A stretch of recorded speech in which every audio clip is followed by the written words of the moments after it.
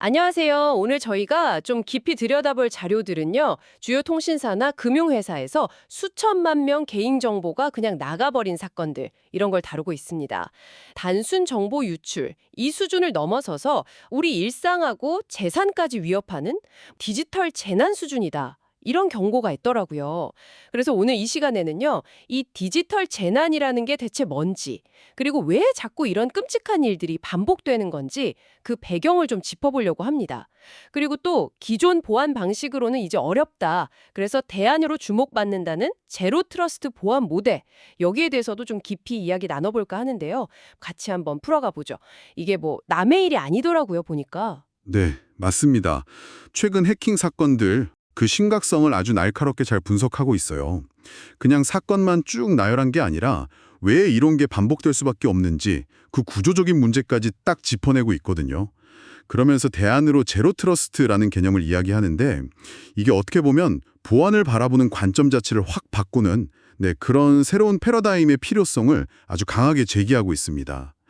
그래서 오늘 이 문제의 근본 원인이 뭔지 좀 파헤쳐보고 또 제로 트러스트가 구체적으로 뭔지 이게 우리 디지털 생활을 어떻게 좀 더 안전하게 지켜줄 수 있을지 그 핵심 내용을 좀 명확하게 알아보는 걸 목표로 삼으면 좋겠습니다. 좋습니다.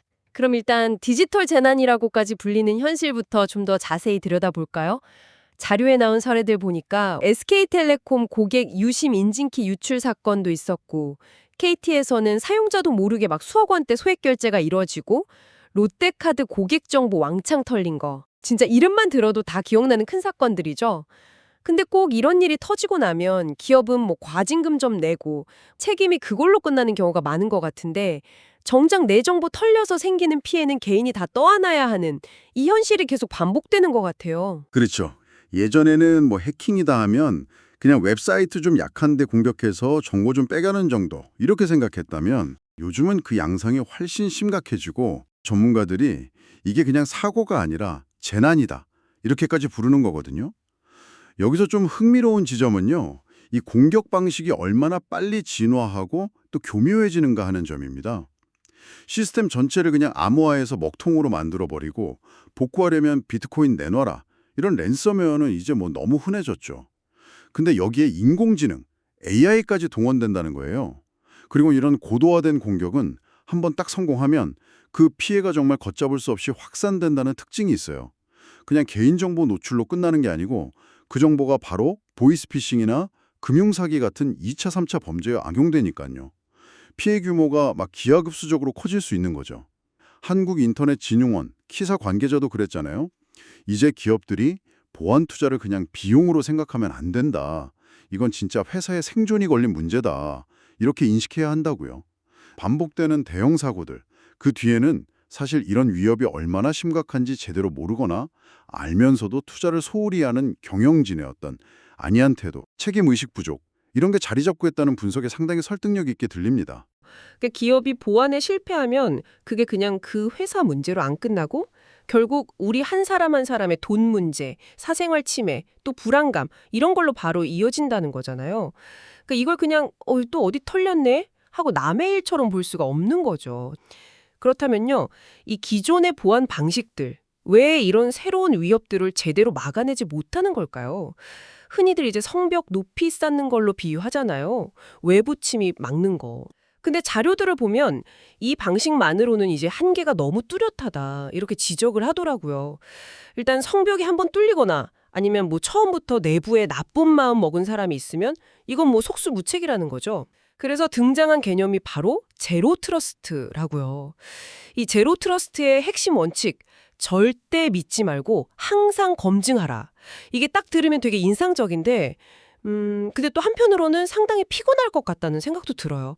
아니, 내부든 외부든 심지어 인증된 사용자든 전부 다 항상 의심하고 검증한다고요? 이거 뭐 일일이 확인하다 보면 업무 효율 떨어지거나 사용자가 너무 불편해지는 거 아닐까요? 실제로 제로 트러스트 도입 검토할 때 정말 많이 나오는 걱정 중 하나거든요. 근데 여기서 항상 검증하라는 의미를 사용자한테 맨날 비밀번호 또 물어보고 인증코드 입력해라 이런 식으로만 이해하면 좀 곤란하고요. 제로 트러스트 환경에서의 검증은 훨씬 더 똑똑하고 여러 겹으로 이루어집니다. 사용자가 뭐 직접 느끼지 못하는 사이에도 시스템은 계속 보고 있는 거예요. 접속 시도하는 사람의 지금 위치가 어딘지, 쓰고 있는 기기, 뭐 노트북이나 스마트폰 같은 거, 이게 보안 상태가 괜찮은지, 예를 들어 최신 업데이트는 했는지, 악성 코드 감염 징후는 없는지, 또 접속하는 시간대는 평소랑 같은지, 뭐 이상한 행동 패턴은 없는지, 이런 걸 종합적으로 계속 분석하는 거죠. 마치 눈에 보이지 않는 검문소를 수없이 통과하는 것과 같다고 할 수 있습니다. 그래서 이 분석 결과를 바탕으로 시스템이 실시간으로 판단을 해요. 아, 지금 이 순간 이 사용자의 이 요청 믿을 수 있나? 이렇게요. 그리고 중요한 건 설령 접속이 허용되더라도 그 사용자한테 딱 필요한 최소한의 권한만 준다는 점이에요. 예를 들어서 뭐 재무팀 직원이라고 해도 회사 모든 재무 데이터에 다 접근하는 게 아니라 자기 업무랑 직접 관련 있는 딱 그 특정 데이터에만 접근 권한을 주는 식인 거죠. 이런 접근 방식은 이제 내부 직원이 뭐 의도적으로든 실수로든 정보를 유추하는 걸 막을 수 있고, 혹시 해커가 계정을 훔쳤다고 하더라도 피해 범위를 확 줄일 수 있는 효과가 있습니다. 그러니까 불편은 최소화하면서 보안 수준을 높이는 거, 이게 기술적인 목표라고 할 수 있죠. 그러니까 단순히 귀찮게 하는 게 아니라 그 뒤에서 보이지 않게 더 똑똑하게 확인하고 있다는 거군요.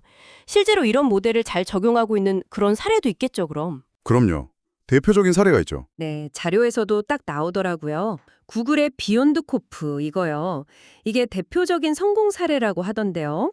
구글 직원들은 심지어 회사 건물 안에 있으면서 내부망에 접속할 때조차도 마치 외부에서 접속하는 것처럼 취급된대요. 네, 맞습니다. 그러니까 자기 현재 위치, 쓰고 있는 노트북이나 스마트폰 보안 상태 이런 걸 여러 단계로 다 확인받아야만 내부 자원에 접근할 수 있다는 거죠. 이걸 좀 쉽게 비유하자면 집에 들어왔다고 다 끝난 게 아니고 안방 들어가려면 안방 열쇠가 필요하고 서재 들어가려면 서재 열쇠가 따로 필요하고 들어갈 때마다 신분 확인 다시 하는 뭐 그런 셈이라고 볼 수 있겠네요. 그만큼 내부에서도 신뢰를 당연하게 생각하지 않는다는 거군요. 바로 그게 제로 트러스트가 기존 보안 모델하고 근본적으로 다른 철학을 보여주는 지점이에요. 기존 모델은 외부 침입을 완벽하게 막겠다, 이런 성벽 방어에 가까웠다면 제로 트러스트는 성벽은 언젠가는 뚫릴 수 있다, 심지어 내부자 위협도 존재한다, 이런 좀 냉정한 현실 인식을 전제로 하는 거죠.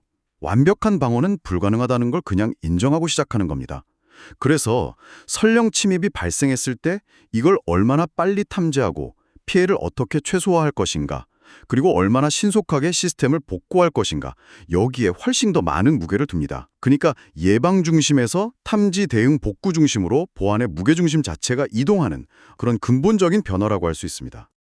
자, 그러면 이 제로 트러스트 모델을 우리 사회에 좀 성공적으로 정착시키고 궁극적으로 디지털 재난을 예방하려면 어떤 노력들이 필요할까요? 자료에서는 역시 정부하고 기업의 역할을 강조하고 있더라고요. 정부 차원에서는 일단 국민 생활하고 바로 연결되는 통신, 금융, 에너지 이런 주요 정보통신 인프라 있잖아요.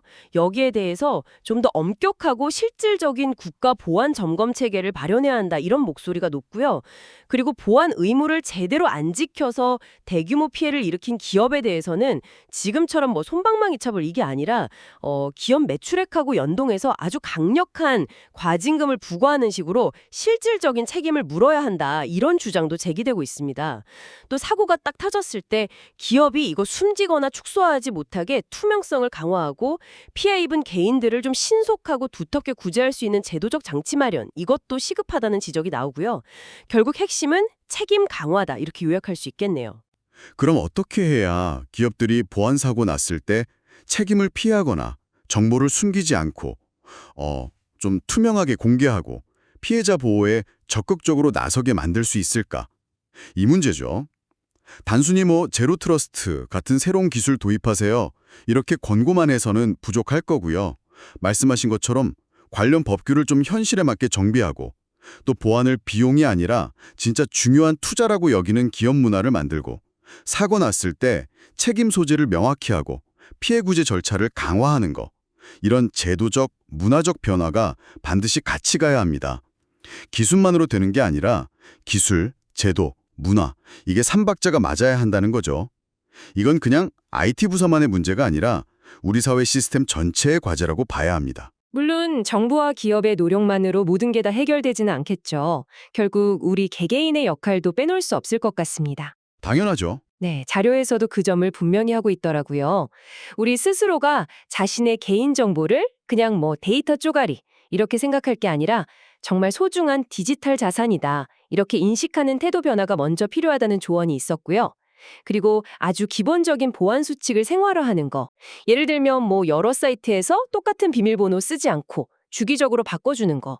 어떻게 보면 좀 사소해 보일 수도 있지만 이런 작은 실천 하나하나가 모여서 개인의 안전은 물론이고 사회 전체의 보안 수준을 높이는 데 기여할 수 있다는 겁니다. 그렇습니다.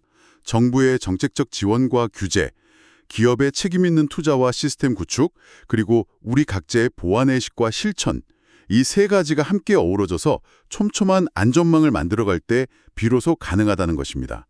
결국 우리 모두가 디지털 안전의 주체다, 이런 인식이 필요한 거죠. 우리 한 사람 한 사람의 보안 습관이 모여서 거대한 방패를 만드는 셈이니까요. 제로 트러스트는 분명히 보안 강화를 위한 아주 강력한 접근법입니다. 그건 틀림없어요. 하지만 이걸 효과적으로 구현하려면 어쩔 수 없이 사용자의 행동 패턴이나 접속 위치, 기기 상태 같은 예전보다 훨씬 더 많은 데이터를 지속적으로 감시하고 분석해야만 합니다. 그렇다면 이렇게 강화된 보안이라는 이점과 그 과정에서 어쩔 수 없이 상시적인 감시와 검증으로 인해서 일정 부분 제약될 수밖에 없는 우리의 디지털 프라이버시 또는 개인의 자율성 사이에서 우리는 과연 어디쯤에서 그 균형점을 찾아야 할까요?